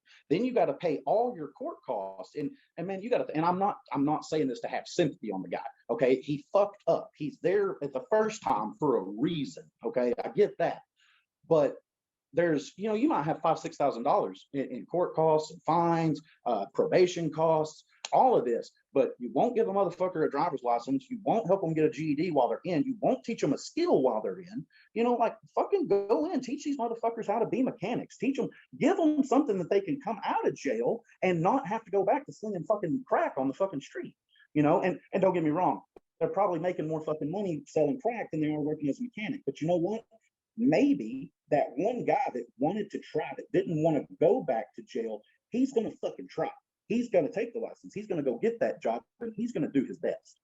You know, there are people that want to get better that fucking can't. You know, they can't. You know, there's a lot of people that are not fortunate. You know, I'm not rich. We do okay. But you know, if I had to just drop, you know, $20,000 after I've been in jail for 5 years to try and get all this stuff back, like, which, and I understand, you know, but I mean, man, if you ain't got a fucking license, a job, you've been in jail for a year, $500 is a lot of fucking money. How are you gonna come up with $5,000? Well, they charge too much for fines and fees and stuff as it is. I agree. And then not only that, you know, regardless of what you did or somebody claims you did, if it's like a murder, right? Somebody died. The whole persona is you're innocent until proven guilty. Well, if you're innocent until proven guilty, why do you hold the guy in jail until the day he goes to court? Exactly. And just like you said, you know, you can't afford, especially if you're the breadwinner for the house, if you're in jail for 6 months until your court date, you're not making any money for your family. You have all these court fees and fines and whatever else to go through to find an attorney. Your family you still have bills. Your family still got to eat and still got to try to run their lives the best they could. Who can afford that? I get it. Like, who thought that was a good idea? Hey, man, unless this guy, like, you have enough stuff put up that this guy, like, blatantly murdered and he may go out and kill somebody else or whatever, why are you holding him in jail? Because once again, though, but you got to think about who runs the jails. They are men that have never been to jail. They are men of privilege that have they've been bought out of every time they got in trouble. I mean, do you know how much it is to fucking start a jail? I mean, that's not money you just fall into kind of thing. That's old money. That's, you know what I'm saying? Like, mama and daddy's been bailing him out of fucking jail his whole life. You know, he ain't never spent it. He probably never even been to his own prison. You know, he just fucking gave them the check and they built it, and now he's writing them and throwing it in the bank. And that's the truth, man. All of this, it all comes down to money, and that's the problem. And that's why it's like you said. Well, who thought this was a good idea? It was a fucking amazing idea, Joseph. It was an amazing idea. If you are a piece of shit human being who has absolutely no problem destroying thousands of people's lives, is a great idea. And they made more money than me and you could ever even fucking dream of making because of that amazing idea. Yeah, and that's the pharmaceutical, you know, company and the way doctors are. Like, They're You know, just as bad. and I try not to go to the doctor because Can't afford it. only one time I actually went to the doctor and they were like, this is what your problem is. Yeah. And it was when my appendix was fixing to rupture and they were like, you need surgery right now. I was Yeah. like, okay, cool. Every other time, regardless as if I had severely sprained my ankle and couldn't walk and needed crutches, or had stomach pains, or had, whatever, you walk into these walk-in clinics and every time they're like, here's a prescription, take care. And I pay the guy X amount of money for no reason. And he gives me medication that only masks, it's like if you have a headache, if you, Yeah. you take a drug and that drug doesn't let two receptors talk or whatever and blocks what, it's some kind of inhibitor and says, hey, your pain is gone, but your pain's not gone. It just masks it until your body deals with whatever problem you have going on. Yep. And you're good. You don't need the medicine. And I only take medicine if I'm hurting. I got to be real hurt, real bad off to take any kind of medicine because I know the medicine doesn't fix my problem. It doesn't. And that's the thing though. But see, and I think this is kind of where doctors get into this mindset. And I could be wrong. I'm not a doctor and I haven't talked to too many of them. But I can imagine it gets to a point that it's kind of like that teacher. She went to school all those years to become a teacher because she wanted to help kids. And then she gets in there and, 10 years after she's done it, she realizes that 99% of these kids don't give a shit. They're not going to give a shit. They're not going to try. And she hates her job and she hates life and she winds up being a shitty teacher. And she just goes through the motions. And I'm sure you remember at least one of those. I mean, you had to, because I can think of two. But nonetheless, it's the same thing kind of with those doctors. You're going in for a headache. What is most likely the reason that you have that headache? Well, let's talk about your average American. It's because they don't fucking work out. They don't exercise. They eat terrible food, fast food, high, crazy sodium, high diets. Nothing wrong with high sodium. I take in about 12 grams of sodium a day. Okay. And that's about a week's worth of sodium for your normal person, but I'm busting my ass in the gym. I'm working, I'm drinking water. I'm doing everything I need to keep all that in and make it work. Whereas if you're taking in that amount of sodium, which I know is a ton, but if you get a double quarter pounder from McDonald's with a large fry and an orange, like a Fanta drink, I mean, dude, you can hit 3,000 and 4,000 milligrams of sodium easy. So now he's got a tension headache because his blood pressure's sky high. Plus he's got a tension headache because he's slouching all the fucking time on his phone. And the doctor, what's going to happen when this guy goes into the doctor's office and he explains what's going on? The doctor says, well, here's your prescription. And on it says exercise 5 times a day for 5 times a week for an hour, eat 3 good healthy meals with lean protein, carbs, and vegetables, and stretch and take care of yourself. And that'll be $100 and have a good day. Nobody in the fucking world is going to hear that. But here is a prescription for this hydro that'll make your head, forget until tomorrow when you got to take another one. Yeah. It's easy. It's an easy button. And I think after a while, I think doctors they get tired of fucking trying. And I can't blame them. Why? I get tired as a powerlifting coach. I have fired many of my, this is what's funny. I've never been fired as a coach. I have had clients that, they ran their cycle and they went on and went to somebody else or something, but I've never been fired. But I have dropped numerous clients. Your money's not worth it necessarily, and they you just get to a point where it's not worth it. Yeah. And, and I think, I'll be honest, I've got a client. I have not talked to him in 6 months. I haven't talked to him in 6 months. I haven't seen a video. I haven't seen anything, Joseph. He's still paying me. Every fucking month, his money hits my bank account. And he sees me on Facebook, but I don't know what the fuck's going on. So every week I send him a new program and I guess that's it. And I think that's kind of what the doctors do. They're like, I tried, you don't care. So here. And maybe I'm wrong. And, we were talking about before I started recording about, kind of my lower back issues and hip problems and whatnot. You asked me if I, was seeing a chiropractor, and I told you I'm on the 4th one because I go to the chiropractor and I know how it is. It's like an assembly line at GMC. yeah, like Ford or Chevy, the truck comes, you put your thing on it and move along. And when I go to the chiropractor, I'm like, hey, I'm here because I've seen other chiropractors and I don't want the same adjustment. I should not receive the same adjustment every time I come in here, because you should assess me, and they don't do it. And I don't know why.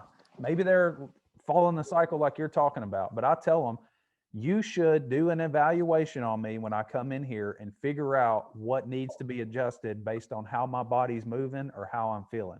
I don't want to come in here and you're like, all right, lay down. Let me check your leg length. Okay, this leg's a little higher, so I'm going to adjust your SI joint on this side. And then I sit up in the chair and you just pop my neck.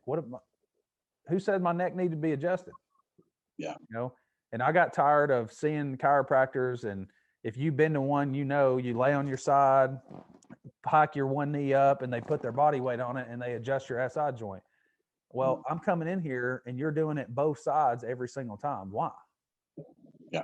Why? Because and that's if I wasn't hurting, that's I wouldn't be getting my adjusted anyway. So obviously my body doesn't need that to be happening. So why are you doing it every time? Look at me, evaluate me.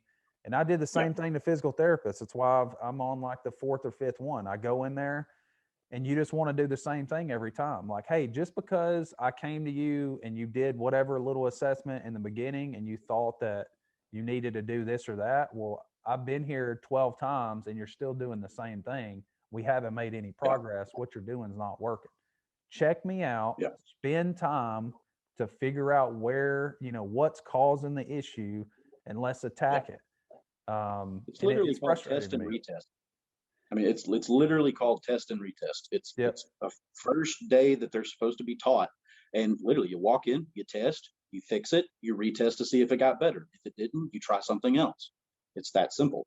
And as for why they're not doing it, I think, once again, they fall into it. It's a lot of people don't know. And a lot of people are not like you. They won't ask. They just take his word for it, and they probably does just get into that habit of crack your neck, go on, crack your neck, go on. And that's the problem. You have to find a good one who's going to actually sit down, and you need to find a chiropractor, believe it or not, who is not, that doesn't take walk-ins. That's a good one. Because if they take walk-ins, that means he's basically in there. He's trying to get numbers. So he's got to get through you to get to him. Yep. You find one that only takes appointments, well, then he's giving you a full hour. He's giving you this block of time is dedicated to Joseph Bells. Whereas, it's not just whoever the fuck walked in the door, let me get through it. So that's what I would suggest, trying to find a chiropractor who works through appointments only, and just be like, look, man, I've got problems. I've been to 4 chiropractors, 4 physical therapists. They say there's nothing wrong. I'm hurting. I need somebody to sit down, look at me, look at every freaking limb on my body, test it, internal, external, rotation, flexion, extension. Tell me what the fuck is wrong, and then let's fix it. And that's going to take an actual plan. That's going to take a real physical therapist that actually knows what they're doing, that gives a fuck about you, which is why I wish you could come down here, and maybe you could even do a video chat with her. I don't know what help it would work, but man, I mean, Rachel, dude, like she cried when she fixed me. Like when she finally got that thing popped in and we stood up and I checked my internal rotation, I was able to squat down, stand back up, and nothing hurt. I mean, dude, like she gave me a hug. I mean, everything. Like, I mean, dude, she's worked on me for a year. She tried over, and we did the same thing. It was test, retest, work this, try this. And dude, for a year and a half, I have driven her fucking crazy, because she would just send me stuff every 2 or 3 weeks, just like, fuck, try this. How about this? Hey, come in, let me do this, blah, blah, blah. All right, that didn't work. Fuck, let's try something else. And then, but another thing, with what she does is you have to listen to what they say as well, even with a chiropractor. And I'm not saying that you didn't listen or that they didn't say it, but a chiropractor's objective should be to fix you, put you back in place, and then tell you what you did to put yourself in that shitty position in the first place. Because like your sacrum pulling out, your sacrum didn't pull out because of one bad deadlift. It pulled out because of probably a couple of 1,000 deadlift motions that you had done, from bending over and picking up your rucksack, bending over and picking up your guide, bending over and tying your shoes, bending over and picking up a barbell. But your body was just slightly, it's just like you said. You remember when that kid you were talking about, whenever he's 15, if he grows in a slightly weird way, and then continues, he's just going to keep going into that. Yeah. And essentially, you did the same thing. And it, believe it or not, it may have come from a hit on the football field. You may have got hit and it torqued your pelvis a millimeter. I mean, literally a fucking millimeter. But you never got it reset. You didn't know because it didn't hurt. Well, now over the course of 15 years of squatting and deadlifting on that hip that is rotated, well, now it's just rotating even more and even more, because this muscle on this side that has been twisted is not firing the way it should. So this one over here is not firing the way it should, and it continues to twist until finally something pops. So with a chiropractor, that's your thing. A chiropractor is, it's a quick fix, but you have to figure out what you have to fix your movement patterns. Almost all your injuries, man, in the gym especially, they're not coming from the gym necessarily. They're coming from your movement and everything you did for 23 hours of the day, other than that 1 hour that you were working out, if that makes sense. You're not going to destroy your body in that 1 hour 4 or 5 times a week. It's the other couple hundred of hours that you did sitting here, laying on your side, shit like that. That is what breaks your body down over time. And that is what creates, people always talk about, oh, I went to a chiropractor, he popped me, I felt good for a couple of days, and then I went right back and I had to keep going and it just never helped, so I didn't do it. Well, what did you do to try and make sure that what he did stays where the fuck it's supposed to stay? Did you change how you walk? Did you change how you get in a car? For me, that's something that I'm having to do right now. It's pissing me off. I cannot get in my car like a normal person. I cannot just pick my leg up and put it in, because as soon as I do, it spreads my pelvis apart, and that pubis, the pubic symphysis, it lifts up, and that it goes back to where it was originally when it was knocked out of place for so long. So I can't lift that leg up and push over like that. So I have to turn around, sit my butt down in the chair, and then pick up both of my legs, kind of like I'm in a wheelchair, and turn them at the same time. And if I don't do that, literally, Joseph, if I don't do it for one day, I had to go get my SI and sacrum popped today, because yesterday I jumped in my damn little Ford Taurus and I just fucking tweaked it. And so here we go. I had to go get it kicked. And now every time I breathe, it just kind of hurts right there. Be good by tomorrow. But because I didn't pay attention to what I was doing wrong, my body fucked up. And another thing, you see people do it all the time, where they bend over and pick something up, and you'll see them, they'll put one leg off the ground, they'll kind of turn their body to do that. They're doing that because they have been doing that their whole lives, and they have gotten into that motion. Well, now this side is limited. You're not going to have that same internal rotation that you do over here. And you don't think about it, but that little stuff that you do all day, every day, that is what leads to actual big imbalances. Yeah. And that's what the physical therapist I told you I blew up on, that's what I told them. I'm like, look, man, not one time did I come in here and you do, what you just talked about, an assessment. I'm like, every time I should come in here and tell you my issues. And if it takes you, a week or so to do a little research before I come back to come up and try to develop a plan, cool. I don't care how long it takes, as long as I get to feeling better, right? So I'm like, you should be doing some assessment on me. Hey, what's strong? What's weak? What's tight? What needs, whatever. I was like, you need to be determining that, because if just like you said, if some kind of injury happens, that's because you've developed a pattern and something's out of balance, just like the chiropractor. You get adjusted to feel okay, and then now you're not. Well, you have an imbalance that's causing something to get out of position over time. So I was like, look, you should be finding out, hey, okay, this is really, your left glute is really strong. Your right glute is really weak. You have really good external rotation on this side and really bad external rotation on this side. Okay, cool. Once we come up with a couple things, let's work on that. And then once that gets fixed, let's move on to something else that may be affecting the same area.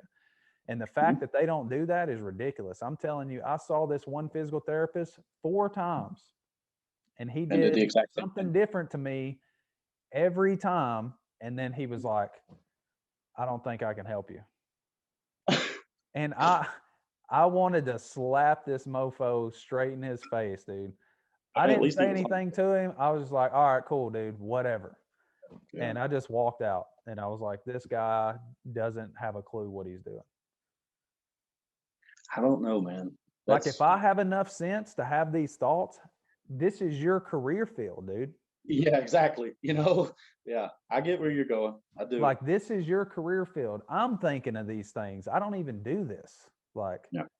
and it's like that with everything, man. We had this house built, dude, and there was guys out here. I had to do dirt work and whatever, and I'm like, what are you doing? I don't work on a skid steer or an excavator, and there's no way I would have done a job the way you just did it. Like, not even. And I mean, man, people are not smart, man. I mean, it's just the case. And I mean, don't get me wrong, I space out and do stupid shit every now and then too, but some people it's 24/7. I mean, some people I don't know, they were fucking dropped on their head or ate fucking paint chips. I don't know. I don't know, but something went wrong somewhere with most people in this fucking country. It appears. So Yeah, but I'm gonna try to wrap it up, man, because I'm sure you got stuff to do for the day, and we've been on here a while. I will get in touch with you, and maybe you can, point me to the physical therapist that you talked about. Yeah. And if I got to get it figured out, man, because like I said, I'm kind of weird. Like, some days I feel okay. Yeah. No, that's most of the perfectly days I feel real bad, and I just feel real tight. And I try to describe it to this physical therapist I'm seeing now, like my obliques and my QL kind of feels really tight. And they when are. I move, I describe it as like if you see like an old dried out rubber band, and when you pull it, if you could just imagine the way that would feel, that's kind of how my obliques feel sometimes when I'm moving and trying to stretch them. Something's definitely being overworked. Which one, left or right? Which one gives you more problem? So my right hip is the painful one, but my left oblique is the one that's always feels tight. Big time. Do you know why it's tight? Do I know why? Yeah. No. Because it's weak. It probably is. No, I'm telling you, a tight muscle, it's a defense mechanism. Okay, the muscle is weak. So it tries to add tension to hold you in place, and it will turn you. So you probably, well, I mean, there's no probably. I'm sure you have your left glute is probably not firing the way it should. You could probably, if you look in the mirror, you might even be able to see a difference in the sizes of your butt cheeks and hamstring for that matter. Your oblique and your QL are not firing in the correct sequence on that other side. And it's all because that sacrum was popped out of place. And I doubt it's been reset correctly yet. And I bet you've got something like that going on in there. So start training that QL specifically in that oblique. I don't know if you watch my training, but I specifically deal with QL tight or a weak QL on this side, and it gives me the exact pain that you're talking about, 100%. And you can ask Brittany; she sees me all the time. Every morning, I get out of bed and I'm like doing this weird side stretch, trying to get my oblique and my QL to open so that I can even bend over.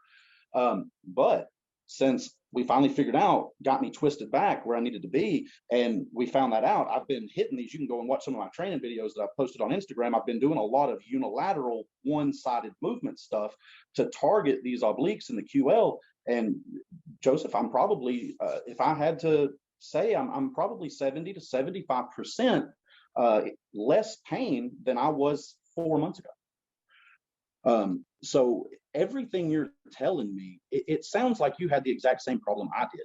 For about 3 years, I just kept going to fucking idiots. And then finally, I found 2 really good doctors. We sit down, they assessed me. We went over this. This one found. So I hate to keep the story going. I know you said you wanted to go. But anyway, we found out that my pubic symphysis was fucked up. But before that, we found out my ankle was broken. I had no idea. My left ankle had been broken 3 years or so prior. I stepped into a damn hole in a construction site. I thought it was just a bad sprain. I walked it off. You know how we fucking do, lace your boot up, go back to work. Well, it regrew this way. So it pulled my body this way, and it just kept twisting me over and over and over again. And then that pulled my pubic symphysis out. Once they x-rayed the ankle, they fixed the ankle. it got better. Wasn't fixed, but it got better. Well, then they looked at my knee out there. We figured out what was going on there. We looked at my adductors on the other side. All of a sudden, it started to come together. We saw the pubic symphysis. We locked it down. And now that it's locked back down, my QL and my oblique feel better. But they're still ridiculously tight compared to the other. But every single day, well, at least every week, it has gotten consistently better. And Jay, to tell you this, I get out of bed this morning, the alarm went off, and I got out of bed. I don't mean I rolled up, set up, moved over. I mean, literally, like I kind of pulled my feet back and like rolled out of my bed like you might have done when you were 16. And I promise you, I hadn't done that since I was probably 16.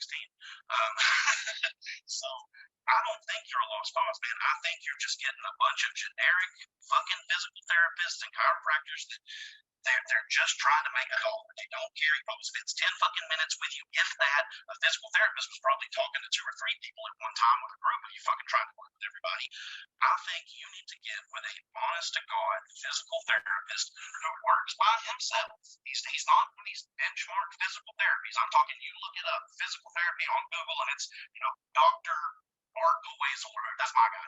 It's literally what it says. He's the only motherfucker there, and he sets appointments. And if I need an hour with him, if he thinks that's what it needs, he's going to sit down for an hour. We're going to talk. We're going to look at x-rays, MRIs, if you've got it.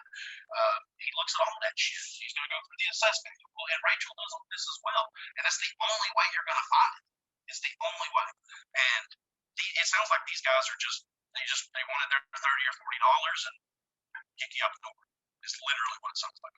And I know it sucks. I have lived that, and I know they do it because I've literally lived through it myself. But I got lucky and found these two. Between the both of them, it took them a year, but they fixed it.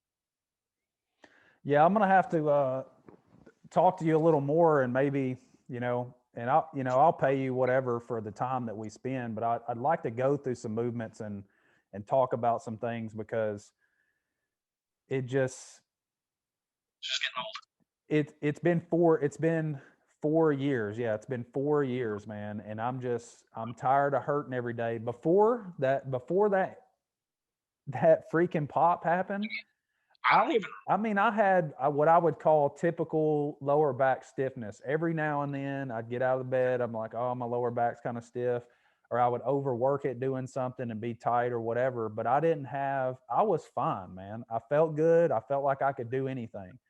And then after that, like, dude, just like you were talking about, I'm about to have to go to the store and get us some groceries. I don't want to drive to the store.